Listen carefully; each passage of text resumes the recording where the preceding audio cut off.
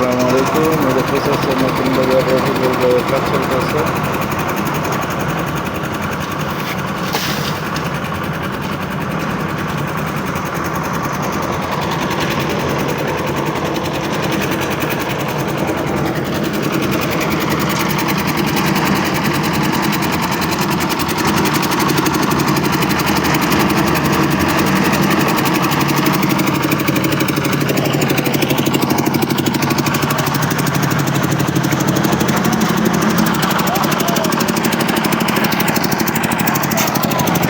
এই যে মাহাজন পাইছি, এটা হচ্ছে মাহাজন, বুঝছেন?